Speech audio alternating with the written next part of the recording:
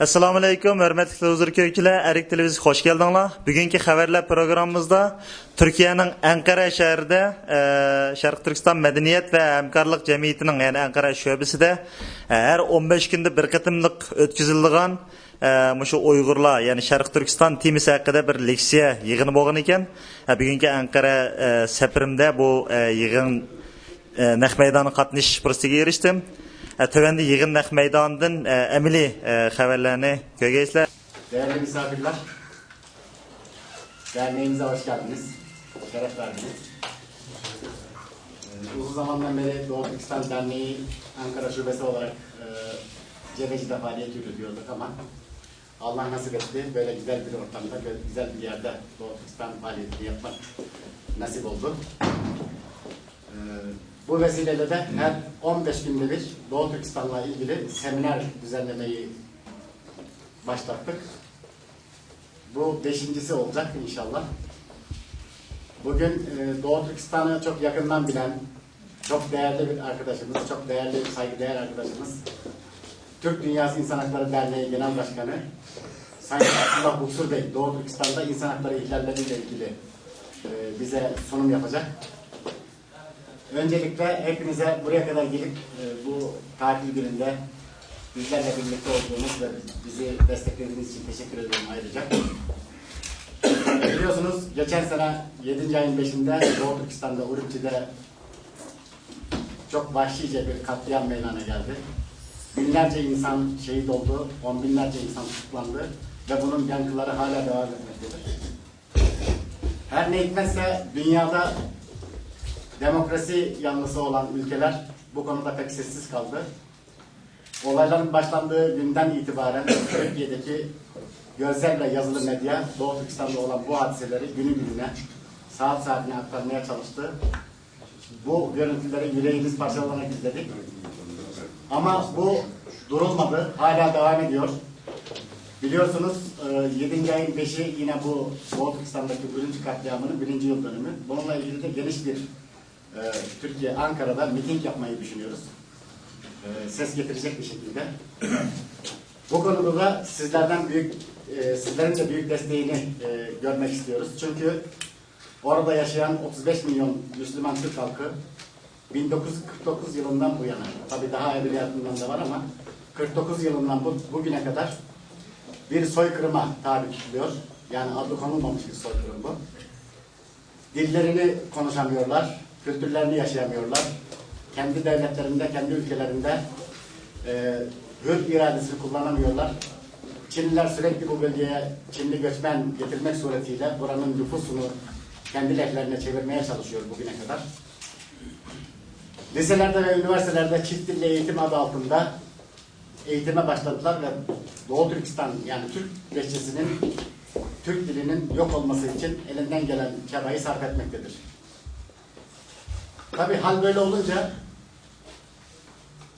kardeşlerimiz olan, yani bizim soy bağımız ve din bağımız olan kardeşlerimizin derdini dünyaya duyurmak, Türkiye kamuoyuna duyurmakta sizlere ve bizlere düşmekte. En büyük görev bize düşmektedir burada. Bu özveriyi tabii görüyoruz biz Türkiye'de. Bizim yakın ilişki içerisinde olduğumuz abilerimiz, kardeşlerimiz, sivil toplum kuruluşlarımız Doğu Türkistan meselesine hassasiyetle eğiliyor. Bu konuyu canlı tutmak, gündemde tutmak için elinden gelen her şeyi, bütün gayreti gösteriyorlar. Bir kez daha herkese teşekkür ediyorum. Sözü fazla uzatmadan, tabii daha önceden geldi misafirlerimizin bir bölümü. Sabırlarınızı fazla zorlamak istemiyorum. Bugünün konuşmasını, bugünün sunumunu yapmak için Türk Dünyası İnsan Hakları Derneği Genel Başkanı Sayın Abdullah Buksur Bey'i konuşmaya davet ediyorum. Buyurun efendim.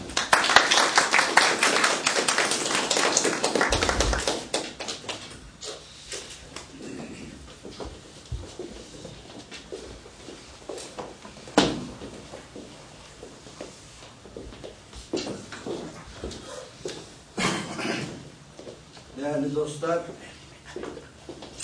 Doğu Türkistan davasının içerisinde 1979'dan itibaren bulunmuş ama Doğu Türkistanlı olmayan, kendisini tarif ederken de düz Türk diye tanımlayan bir insan olarak sizin karşınızdayım. Türk Dünyası İnsan Hakları Derneği dediğimiz dernek 1996 yılında bir avuç insanın bu alanda faaliyet göstermemiz gerekir düşüncesinden hareketle aslında dünyada en çok insan hakları ihlaliyle karşı karşıya kalan bir milletin çocukları olarak bu alanda faaliyet göstermemiz gerekir diye oluşturulmuş olan bir yapı. Daha sonra bu yapmış olduğumuz çalışmalar 2008 yılında öyle bir noktaya geldi ki uluslararası anlamda bir araya geldiğimiz kuruluşlar dediler ki biz bir üst çatı oluşturalım, bu çatıyla yolumuza devam edelim dediler ve Uluslararası İnsan Hakları Avrasya Federasyonu diye adlandırdığımız bir yapının da ortaya çıkması 2008 yılında gerçekleşmiş oldu. Şu anda bu bahsettiğimiz yapının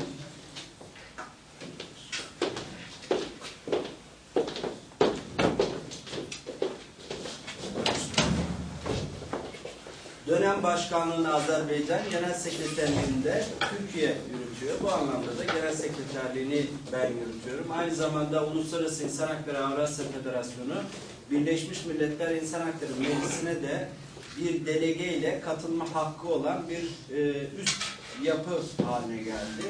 Tabii ki bu çalışmalarımızda Erkin Bey'in bize çok büyük katkıları var, Sayın Alttaki'nin.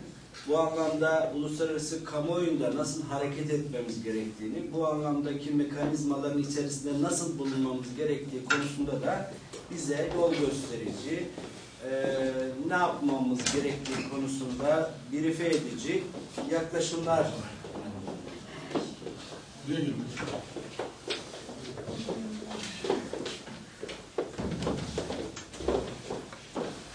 Ortaya koymuş durumdalar. Onlara da huzurunuzda bir kez daha teşekkür etmek istiyorum.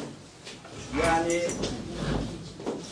bu süreç çok uzun, maraton koşusu gibi bir olay. Biz hiç kimseye işte falanca zaman bizimleydin, filanca zaman niye ayrısın, şimdi sen neredesin gibi soruların boş ve anlamsız olduğunu düşünüyoruz. Diyoruz ki bu koşuya siz devam edersiniz. Bazıları yemek yemek, su içmek ve temel ihtiyaçlarını karşılayabilmek amacıyla sizden ayrılırlar ama yine sizin kulvarınıza gelip koşmaya başladılarsa o sizin için büyük bir şereftir, mutluluktur diye bakıyoruz. Bu bağlamda meseleye baktığımızı ifade ettikten sonra Doğu Türkistan ve insan hakları meselesini hemen gündeme taşıyıp sizi o alana çekmeden önce bu Doğu Türkistan meselesinin dünü nedir? Üç efendiler diye bizim bahsettiğimiz insanlar neler yapmışlardır? Doğu Türkistan mücadelesi diye adlandırdığımız şeyin Uygur demek, uygarlıkla nasıl bir bağlantısı vardır gibi aslında benim genel kültür çerçevesinde size aktaracağım bazı bilgiler olacaktır. Her şeyden önce şunu açık ve net olarak söylemek lazım. Bugün Türkiye'de bir Türklük şuuru, bilinci varsa, yani bu millete mensup olmak referansında bir bilinç oluşmuşsa, bu bilincin temelleri, kökleri Doğu Türkistan'dadır. Yani bugün bu ülkede kendisini bir şekilde bu millete hizmetkar olarak kabul edenler her şeyden önce Doğu Türkistan meselesini ve Doğu Türkistan mücadelesinin insanlarını, orada yaşananları bilmek, orayı kendisine referans almak zorundadır. Sebebine gelince Kıtay dediğimiz, Çin dediğimiz bu insanlar bize nasıl baktıklarını ve Türk milletini nasıl bir tehdit olarak algıladıklarını, bize karşı yaptıkları zulümle anlamamız çok daha kolay olacaktır. Allah yattığı yeri cennet kılacağına imanımla şahitlik etmek isterim ki Doğu Türkistan'ın büyük dava adamı Osman Batur şöyle diyor: Türküz deyip çekip vurdular. Bizi vurup bizden hesap sordular. Ölümden öteye yol mu koydular? Dikiliyoruz. Şimdi demek ki kollarını tek tek, bacaklarını tek tek, adeta bir ağacı budar gibi budanmış olan bir insan bir tek gövdesi ve kafası kaldığında dik durabilme iradesini ortaya koyabiliyorsa, işte mücadele diye tanımlamamız gereken şey de budur diye söylemek istiyorum. Nedir o?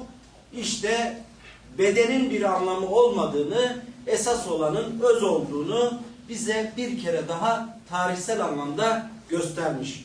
Başka bir şey daha göstermiş. Yani bugün Çeçenistan'da yaşananların bir anlamda başlangıcını arayanlar Doğu Türkistan'daki mücadelede onu bulabilirler. Niye? Çünkü gerek milliyetçi için, gerekse komünist için oradaki Türk'ü yok etmek noktasında öyle bir iradeyle karşı karşıya kalmıştır ki onu bugün Çin tarihi yazmaktadır. Çin'in kendisi için tehdit algısının ne olduğunu bugün bile ona göre tanımlamaktadır. Yani Doğu Türkistan mücadelesinin bizim için anlamı neyse Çin'in içinde anlamı herhalde bundan çok farklı değildir. Buradan hareketle meseleye baktığımız zaman Doğu Türkistan'da yaşananların ne olduğunu kavrayabilmek bir anlamda Sovyetler Birliği ve Çin ilişkileri noktasında çok önemli bir boyut kazanıyor. Yani neden Sovyetler Birliği ile Çin Doğu Türkistan meselesinden dolayı tam birbirine gireceklerken Amerika Birleşik Devletleri Çin'i tutarak bu savaşı engellemiştir. İşte bu soruları bizim bugün de bilerek hareket etmemiz gerektiğini düşünüyorum. Yani müttefikliklerimizi ve tehdit algılarımızı tanımlarken bu tarihsel altyapıyı biliyor olmamız gerekiyor. Eğer bunu bilmiyorsak dostluklarımızı ve düşmanlıklarımızı bireysel bakilikler haline dönüştürüp hata yapabiliriz. O zaman ne yapmamız gerekiyor? Süreci bir bütünsellik içinde ele alıp bizim dün yaşadıklarımızdan bugünü tanımlamamız ve bugünü tanımladıktan sonra da yarına ait söylemler geliştirmemiz gerekiyor. Bir anlamda insan hakları dediğimiz şey aynı zamanda bireyin insan olmasından dolayı kaynaklanan hakları olmakla birlikte bir o kadar da uluslararası siyasetin temel argümanlarından biridir. Size buradan açık ve net olarak bir şey söylemek istiyorum. Dünyanın bundan sonraki geleceğinde insan hakları, demokrasi ve özgürlükten başka hiçbir şey için savaş çıkmayacaktır. Bundan sonraki dönemde insan hakları, demokrasi ve özgürlük adının altında olmayan hiçbir barış da imzalanmayacaktır. Yani demek ki savaşları ve barışları belirleyecek olan kavram insan hakları, demokrasi ve özgürlüktür. Şimdi bu noktadan meseleye baktığımız zaman Çin'de yaşananların Doğu Türkistan üzerindeki planların ne olduğunu anlamamız bir anlamda bizim ne yapmamız gerektiği sorularına cevaplar üretmemiz gerekiyor. Şimdi Türkiye'de zaman zaman çok farklı ortamlarda toplantılara katılan birisi olarak en son Makedonya'da yani Perşembe günü ben Makedonya'daki bizim gençliğimizi bir araya getiren bir toplantıyı organize etmiştik. Oradaydık. Arkadaşlar oradan insanlara ben bir gün Sovyetler Birliği gibi Çin'de dağılacaktır dediğimde insanların yüzünde ya kim dağılacak?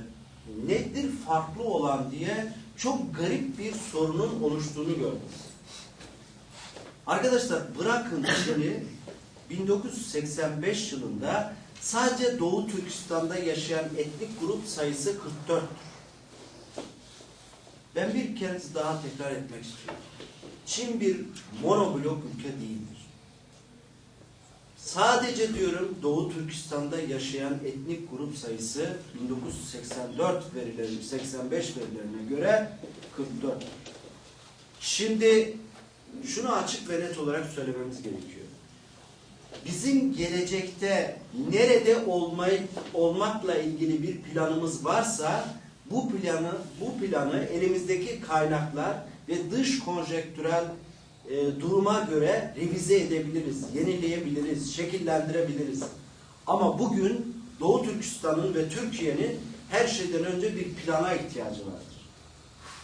Yani bu planı gerçekleştirirken temel kaynak ne paradır, ne şiddettir ne de başka bir şeydir. Bu planı gerçekleştirecek olan şey akıldır. Yani bir akıl üretmemiz gerekiyor ki biz Doğu Türkistan'ın bağımsız ve özgür, insanca yaşanabilir ve dünya uygarlığının başlangıcı olan, geleceğini de şekillendirecek topraklar ve insanların yaşadığı bir yurt haline gelebilsin. Şimdi onun için ne yapılması gerekir noktasındaki soruları şimdiye kadar olanları ancak bilerek cevaplamamız mümkün. Şimdi Doğu Türkistan'a baktığınız zaman Kıtay Çin diyor ki ben bir an önce, yani hani bizim atalarımızın bir sözü var, diyor ki sen sana yapılmadı diye üzülme. Bir gün ona yapılanlara ses çıkarmazsan diyor, sıra sana da gelir. Şimdi Çin bugün itibariyle çok ilginç bir çalışmaya başlamıştır. Yani bugün itibariyle derken uzunca bir süreden beri bunu yapıyor.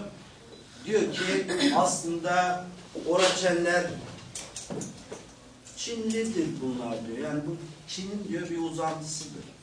Diğer taraftan diyor ki Tacikler diyor bizim bir parçamızdır.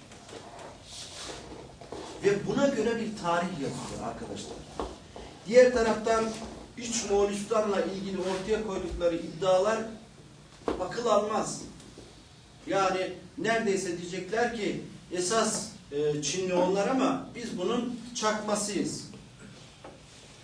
Öbür taraftan baktığınız zaman Uygur tarihiyle ilgili Çin'in çok ciddi bir çalışma yaptığını ve bu konuyla ilgili olarak adeta yeniden bir kaynak inşa ettiğini biliyoruz.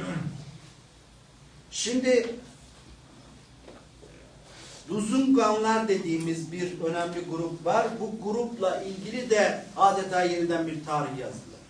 Şimdi bütün bunları nerede anlıyoruz? Uluslararası kamuoyuna çıktığınız anda diyor ki adam, ya Abdullah Bey diyor, bu Tacikliler Çinliymiş diyor. Siz bunlara karşı da zulmettiklerini söylüyorsunuz. Allah Allah diyorsun. Yani nereden çıktı Taciklerin Çinli olduğunu? Diyor ki al bakın kaynaklar var diyor. Hayretle bakıyorsunuz. Yani buna deli inanmaz yani. Deliye deseniz, deli der ki deliye de bir akıl gerek. Ben buna inanmıyorum. Yani böyle bir şey olamaz der. Ama uluslararası kamuoyu burada oturanlar gibi değil arkadaşlar. Yani siz onlara ne verirseniz doğru orayla başlıyor. O elindeki veriyle başlıyor. Onun için sizin bu anlamda, yani tarih var ortada, bunu kim değiştirebilir? İşte efendim Taci'ye kim Çinli diyebilir gibi bir önermeyle meseleye bakmanın mümkün olmadığını ifade etmek istiyorum.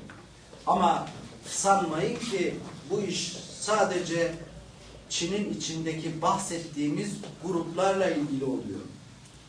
Buradan açık ve net olarak bir kez daha söylüyorum. Ben bunu Kazakistan'da en son 2009 aralığında Kazakistan Devlet Genel Sekreterliği'nin himayesinde gerçekleştirilen Türk Dünyası'nın sorunları ve çözüm önerileri toplantısında da açıkça söyledim. Dedim ki Çinliler Kazak halkını kendi sömürge alanının Çin'e bağlı olan en önemli tebaası olarak görüyor. Buna karşı bir duruş sergileyecek mi Kazakistan? Sergilemeyecek mi? Yani hakkın ihlal edildiği nokta buradan başlıyor. Benim dedemin babası yaşayışları içerisinde evlerinden bir tavuk kaybolmuş. Tavuğu bulun evladım diyormuş oğluna. Tabi serde beylik de var. Bey diyormuş ki ya bize tavuk aramak yakışır. Bir süre geçmiş aradan develer Katar'la kaybolmuş. Ali Bey Koca dediğimiz büyük dedem dermiş ki oğlum tavuğu bulun. Deveye bakmayın dermiş. Ya derlermiş ki Allah Allah bu nasıl iş? Adam tavuğa kafayı takmış. Neyse bakmışlar deveyi bulamıyorlar. Demişler ki ya bu bizim büyüğümüz, gidelim tavuğu arayalım. Tavuğu en sonunda uzatmadan anlatıyorum. Bir yerde bulmuşlar. Tavuğu bulduktan sonra demiş ki Ali Bey Hoca dediğim benim 3. göbekten dördüncü göbekten dedem olan kişi oğlum şimdi deveyi arayabilirsiniz. Şimdi Kazaklar eğer kendilerine karşı Çin'in bu yaptığını görmezden gelip bütün Doğu Türkistanlıları Kazakistan'da terörist ilan ederse bir gün o Çinlilerin Kazakları terörist veya kendilerine tebaa ilan edeceğini söyledim arkadaşlar. Şimdi bunu görmezsek, bunu anlamazsak o zaman bu meselenin içinden çıkmamız mümkün değil. Ha Kazaklara böyle dedik de Kırgızlar bu işin dışında mı? Çin kaynaklarında yapılan çalışmaların en sonunda aynen Kırgızlar için şunu söylüyorlar. Diyorlar ki samimi Çin İmparatorluğuna bağlı olduğu belli olan gruplardır. Yani hiçbir problem yok. Sonra ne oluyor arkadaşlar? Sonra Özbekistan'dan, Taşkent'ten başlayan bir karayolu Celalabad'dan Doğu Türkistan'ın Keşmir bölgesine ne yapıyor? Bağlanıyor. Ve bu büyük bir olay olarak gündeme geliyor. Neden? Ya bak işte Taşkent'ten şey yapıyor. Sonra ne oluyor? Sonra Özbekistan'da, Andijan'da Uygurca eğitim yapan okullar hemen kapatılıyor. Öyle değil mi? Niye? Çünkü biz Çin'le Özbekistan dostluğuna hiçbir şekilde hilaf getirmeyeceğiz. Sonra Çinli dönüyor uluslararası kamuoyuna şöyle diyor. Bak kardeşim Özbekistan'da Uygurca eğitim yapan okullar bile kapatılıyor ama ben kendi ülkemdeki okulları çift dilli hale getirdim. Öyle mi? Şimdi deliliğe de akıl gerek. Bizim akıla ihtiyacımız var. 11 Eylül saldırılarının sonucunda burada bu olayları hep birlikte yaşadığımız arkadaşlarımız var. Çok ilginç bir şey oldu. 11 Eylül saldırılarını bizim tasvip etmemiz veya yanında olmamız söz konusu olamaz. Ama bir de baktık ki bütün dünyadaki bu Amerika'nın tehdit ve düşman algılamasının arkasında duran bir Çin'le karşılaştık. Allah Allah dedik ya niye bunlara bu kadar çok destek veriyor? Sonra bir baktık ki ortada olmayan, benim hiç o güne kadar adını duymadığım Doğu Türkistan İslami Hareketi diye bir hareket tanımlaması yapıldı. Öyle değil mi Hayrullah? Evet. Biz kusura bakmayın dedik ki herhalde biz çok cahil kalmışız. O gece ben Hayrullah Bey'i ve Erkin Bey'i aradım. Dedim ki ya arkadaşlar ya benim dedim cahilliğime bağışlayıp bu meselenin herhalde biraz dışında kaldım. Böyle bir hareket var mı? Deyince Hayrullah Bey güldü.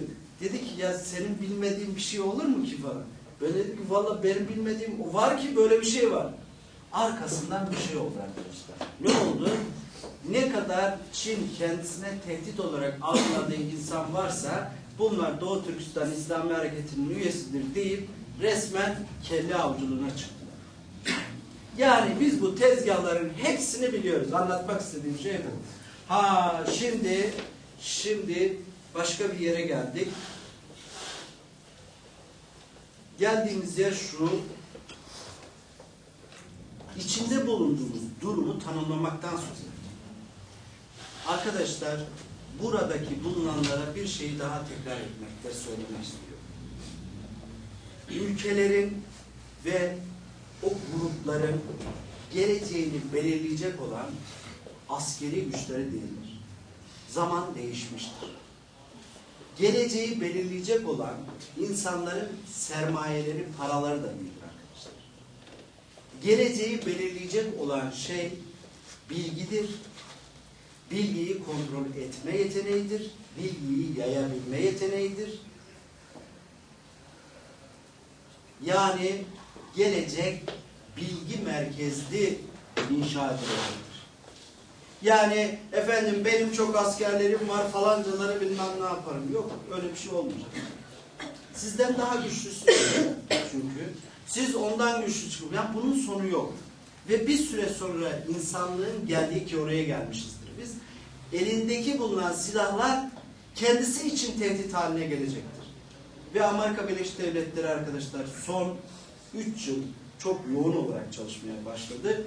Bütün elindeki nükleer başlıkları ortadan kaldırıp çok daha en az nükleer başlık kadar etkili ama nükleer fonksiyonu olmayan silahlar üretmek üzere projeler ortaya koyuyor. Neden? Yani sonuçta nükleer bir silah kullanırsa bir gün faturanın bir ucundan da buna kendisine bir şey çıkacağını biliyor.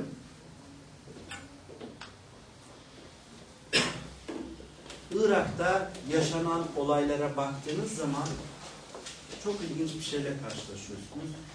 Irak'ta Irak İnsan Hakları Merkezi diye Uluslararası İnsan Hakları Avrasya Federasyonu'nun içinde birlikte çalıştığımız Irak İnsan Hakları Merkezi ve onun çok değerli başkanı Mehmet Samancı diye bir kardeşimiz var. Mehmet Bey ile bu yaptığımız çalışmalar ilk başlangıçta oradaki insanlar tarafından da tam algılandığını zannetmiyorum. Ama bu kuruluş bu yıl yani geçtiğimiz 2009 yılında Irak'ta en iyi sivil toplum kuruluşu seçildi. Yani insan hakları alanında çalışan en iyi sivil toplum kuruluşu seçildi. Kim tarafından? Birleşmiş Milletler. Nasıl seçildi? Planla, bir programla, bir eylemlilik süreciyle bu işi gerçekleştirdi. Şimdi Doğu Türkistan'da ne yapmamız gerekiyor? Doğu Türkistan'da yapılması gereken şey şu. Avrupa Birliği ve uluslararası kamuoyunun kabul ettiği kriterler var. Nedir bu kriterler? Bir, temel halklar diye Birleşmiş Milletler'in bünyesinde oluşturulmuş olan bir yapı var. Bu yapıda ne diyor? Diyor ki o ülkede şu anda nüfus olarak kimin çoğunluk, kimin azınlık olmasından öte o toprakların temel halkı kimdir? Soru. Cevap. Doğu Türkistan'ın temel halkı Türk milletinin evladı, şerefli Uygurlar, Kazaklar, Kırgızlar. Yani neyse. Bugün geldiğimiz nokta itibariyle baktığımız zaman bir ülkede yani Çin'in Doğu Türkistan'da yaşananları ve bundan sonra yaşanacaklarla ilgili problemlerinin kaynağı nedir diye baktığımız zaman işte kaynak o zaman açık ve net olarak ortaya çıkıyor. Diyor ki uluslararası normlar bir ülkede etnik anlamda bir sorunun olup olmadığını anlayabilmeniz için o ülkenin anayasasına bakacaksınız. O ülkenin anayasasında belli bir grup belli haklardan veya elde etmiş olduğu hakların kısıtlamasıyla karşı karşıya kalmış mı? Ona bir bakın diyor. Birinci madde. Yani belli haklardan mahrum edilmiş mi? Veya kendisine ait olan hakların belli bir kısmı alınmış mı? Şimdi Doğu Türkistan nasıl bir yerdir diye baktığımız zaman Doğu Türkistan ne otonomi anlamındaki verilen hakları kullanabilen toprağın çocuklarıdır. Nedir bu en basit ölçütü? Bugün otonom anlamında verilen haklarda oranın biraz sonra geçeceğiz ama oranın yeraltı ve yerüstü kaynaklarının kullanımıyla ilgili Doğu Türkistan yönetiminin kendine ait bir hakkı var. Yani merkezi otoriteden farklı olarak. Ama bugün geldiğimiz noktaya baktığınız zaman Doğu Türkistan'ın bırakın Doğu Türkistan'a ait olan o toprakların Uygurlar gibi Türk yöneticilerini Çinlilerin kendi atadığı yöneticilerine bile o hakkı vermiyorlar. Yani tepelerinde bekliyorlar ki şunu şöyle yapacaksınız, bunu böyle yapacaksınız diyorlar. Yani buradan hareketle baktığınız zaman daha öte bir durum var. Doğu Türkistan'ın yeraltı ve yerüstü zenginliklerin kullanımı ve bu anlamıyla ilgili demografik yapısının oluşumuyla ilgili kararları Doğu Türkistan halkı değil, merkezi otorite vermektedir. Bu bir anlamda işin başından problemin olduğunu gösterir. Yani demek ki Doğu Türkistan bu anlamda bir etnik arındırma, asimilasyon, demografik değişim diye adlandırdığımız bir süreçle karşı karşıya. Sadece Doğu Türkistan mı? Yok. Bugün itibariyle baktığımız zaman Çin'in bünyesinde 4 alan var ki bunların hepsi birbiriyle yarışır nitelikte. Tibet, Doğu Türkistan, Mançurya ve İç Moğolistan. Yani bu 4 bölgenin 4'ünde de Çin kendi 1985'lerden başlayarak uygulamaya koyduğu bir planı yürütmekte, ona göre hareketler gerçekleştirmekte. Uluslararası normlar bir başka şey diyor. Yani birinci maddede diyor ki o ülkenin anayasasına bakacaksınız ve o anayasada belli bir grup belli haklardan mahrum edilmiş mi veya o hakları, var olan hakları onların elinden alınıp aynılaştırma sürecine de tabi tutulabilir. Böyle bir süreç yaşanmış mı diye bakacaksınız diyor. Sonra diyor ki buna baktınız, bununla ilgili gerekli olan verileri buldunuz, ikincisine geçeceksiniz diyor. O ülkenin, o toprakların kaynaklarının kullanımıyla ilgili o bölgede yaşayan insanların, yani o ülkenin çocuklarının eşit anlamda bir faydalanması sağlanabiliyor mu sorusuna geliyor. Arkadaşlar burada da çok ilginç bir şey var. Doğu Türkistan nükleer denemelerinin yapıldığı, en yoğun yapıldığı bölgelerin başında geliyor Çin'de. Biz nimetten faydalandığımızı zannetmiyorum ama külfet ve nükleer serpintiden Doğu Türkistan halkı son derece iyi yararlanıyor. Yani insanların ağızları, burunları bir anlamda birleşmiş, kulakları düşen böyle bir fotoğrafla karşı karşıya kaldığında herhalde aynı şeyi Rusya Federasyonu şimdi Tataristan ve Başkurdistan için söylüyor. Diyor ki bu Türklerin diyor genetik bozuklukları var. Onun için burunları ve kulakları düşüyor. Onun için diyor işte gözlerinin bazıları kapalı olarak dünyaya geliyorlar gibi akıl almaz iddiaları gündeme taşıyabiliyorlar.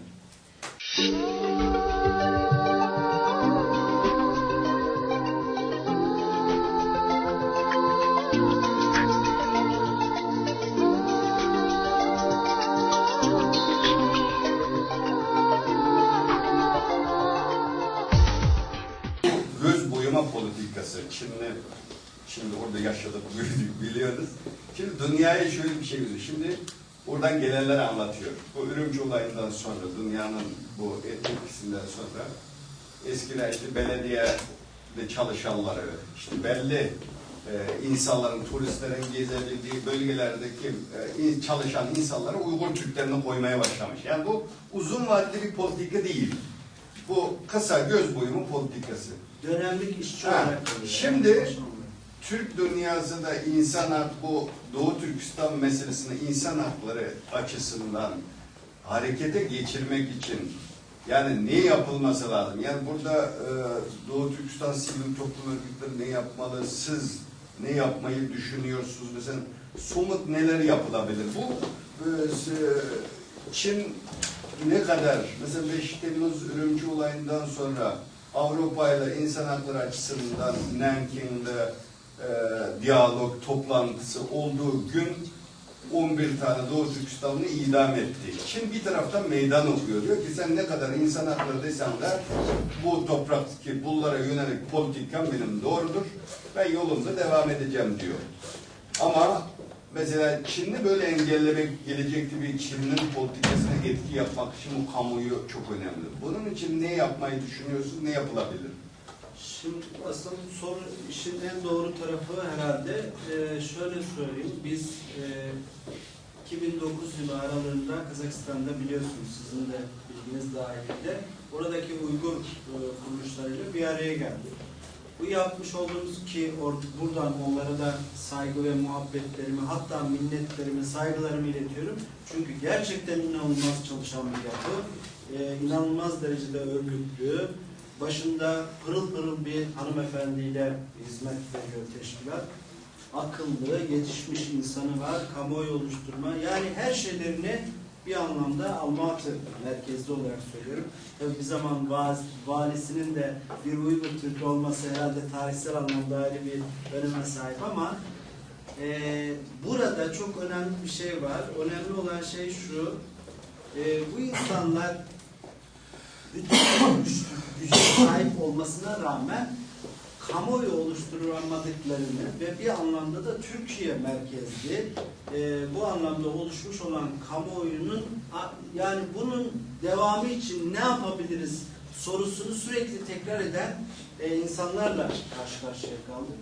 Arkadaşlar ister bunu biz kabul edelim, ister etmeyelim ama Türk dünyasının bir anlamda manevi merkezi,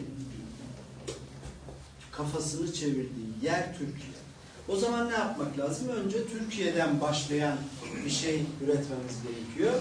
Türkiye'den başlayan bu harekete Kazakistan, Kırgızistan, Özbekistan, yani Türkmenistan'da biraz sıkıntı var, onu pas geçiyorum ama Azerbaycan, hatta Gürcistan, Ukrayna, bütün bu bölgelerin hepsinden biz gerekli olan katılımını sağlayabileceğimizi, hepimizin ortak dostları olduğunu biliyorsunuz.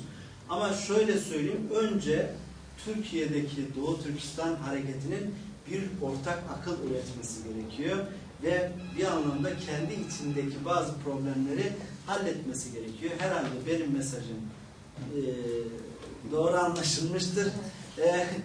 Ben bu konuyu atlıyorum. Bunu hep birlikte çalışacağız. Evet, buyurun. Teşekkür ediyorum. Çok güzel bilgiler yapıyoruz. Doğu Türkistan Birleşmiş Milletler nezdinde nasıl, resmi olarak nasıl görüyor? Doğu Türkistan Türk Cumhuriyeti olarak mı girmiş oraya, yoksa onun içi özel bölgesi olarak mı girmiş? Birleşmiş Milletler bünyesinde Doğu Türkistan'ın bir tek temsil edildiği alan var. O da UNPO'nun temsil edilmeyen Halklar Meclisi'nde.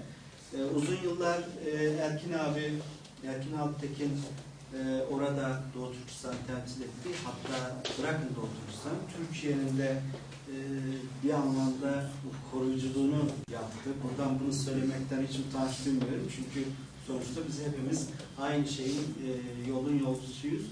Yani UNPO Genel Sekreterliği görevi gibi çok önemli, çok kritik bir görev yürüttü.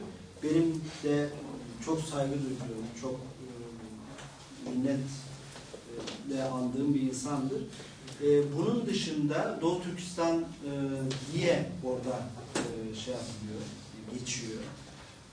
Onun dışında bir şey yok. Yani başka bir yerde zaten Birleşmiş Milletler'in herhangi bir yerinde herhangi bir kayıt söz konusu değil, benim bildiğim. Yani onun dışında bir yerde yok.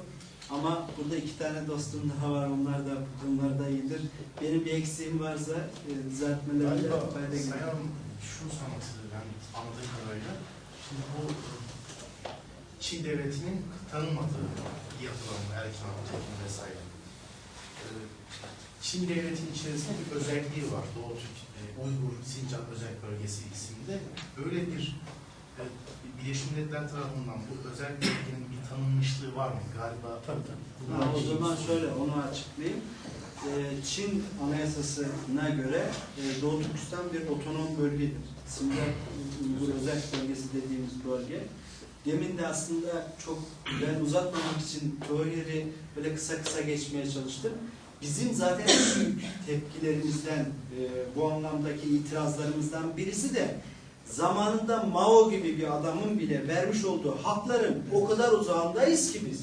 Yani o haklara bile böyle şey gibi bakıyoruz. Yani problemin özü o. Çünkü otonom anlamında diyor ki yani oradaki otonomiyle ilgili meseleyi de birazcık hani açmak adına söylüyorum. Hepinizden özür diliyorum. Çünkü bunların aslında her biri saatlerce konuşulacak mesele. Oradaki şey şu, mesela kaynakların kullanımı, kontrolü diyoruz ya biz bunu.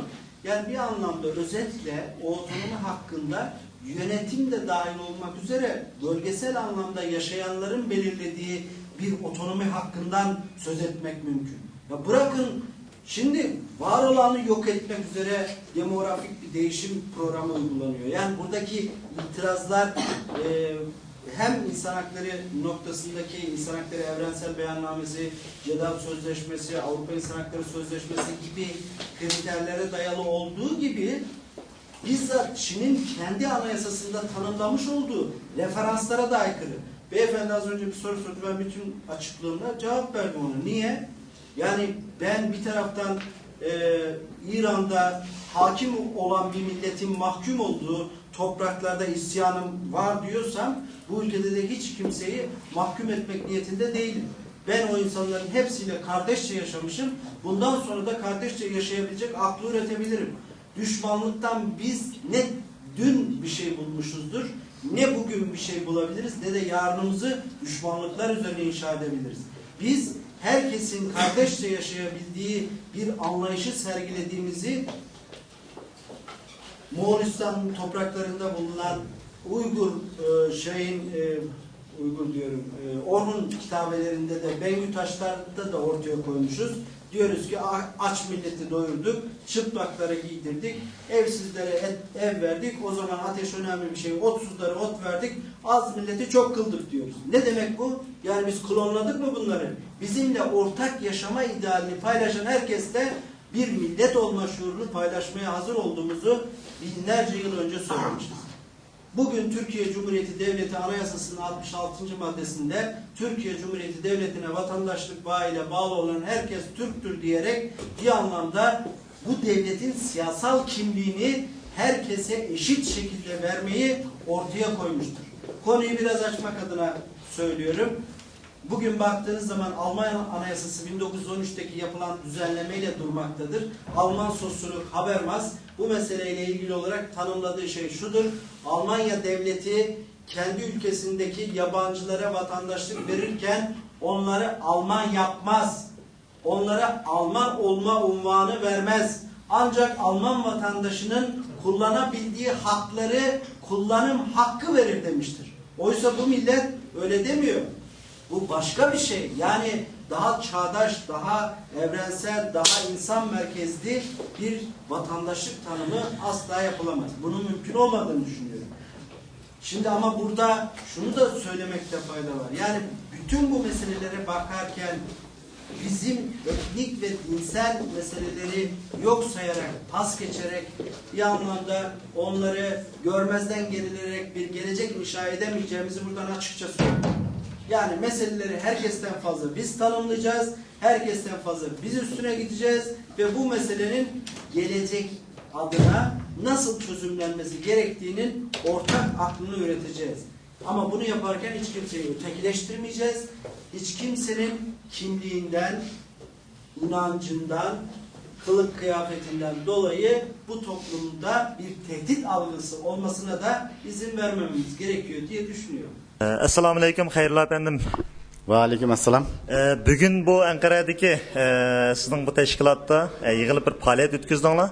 Bu faaliyet her gün mesela her hafta bağımı bu, her ayda bir kıtım mı ya ki ben tasaddifi bu Ankara'ya gelişimki bu bir duş kep kaldım bu faaliyet. Ya bu faaliyetimiz bu Şarkı Türkistan Medeniyet belki Hemkarlık Cemiyeti'nin ki bu işhanasını açkandım bu yan her 15 günde bir muntazam şekilde devamlaşıp kilivatıdı. Bugünkü faaliyetke katnaşkan adamın ismi kim oldu? Bugünkü faaliyet katnaşkan kişi Avrasya İnsan Hakları Federasyonu Genel Sekreteri ve Türkiye'deki Türk Dünyası İnsan Hakları Teşkilatı Genel Başkanı boludu. Bu kişi bilen biz uzundun bir yan Şarkı Türkistan meselesine birge ilip birivatımız. Bunun sırtında bu kişininki bütün Türk dünyasındaki bizge okşayan milletlerinki davasını halkara cemaatçiliği tanıştırıp ötüdü. Türkiye'de hılı itibarı var bir insan. Bugünkü bu faaliyetimizge biz teklif kıldık. O bizni levizimizni jirmek geldi. Çünkü Şarkı Türkistan meselesini yaxşı düşünüdü, yaxşı biliyordu. Kelgen mimanlığa bugün Şarkı Türkistan'daki insan hakları depsendiriciliği ve halkarada nimeler kılıç doğrusunda birlikte verip öttü.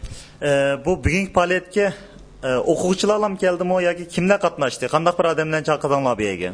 Bu faaliyetimizge Ankara'daki siyasi partilerninki rahberleri, okuvchilar, ammaviy teşkilatının başlıkları ya şularninki xodimlari qatnashadi. Bugünkü bu yig'inimizga siyasi partilerden Milliyetçi Hareket Partisi, Büyük Birlik Partisi'ninki a'zolari, shundaqla Gazi Üniversitesi, Hacettepe Üniversitesi ve ODTÜ, Orta Doğu Teknik Üniversitesi degan üniversitelerde okuyatgan yaş o'quvchilar qatnashdi.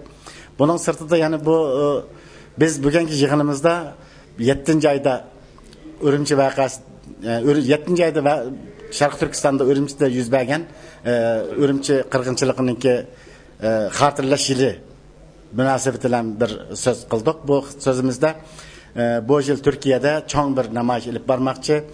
İstanbul'da, Ankara'da ve Kayseri'de. Biz bu Ankara'daki faaliyetini uyuşturumuz.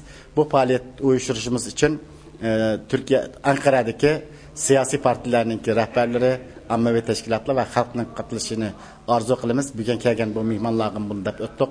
Ularni buning qatilganligini o'tgan yil 7-oyda Sharq Turkiston masalasini tonib yetganligini, bu uyadagi bu qirg'inchilikqa nayt ichganligini qo'limizdan kelsa, nima ish kelsa shuni qilamiz deb bizga javob berdi.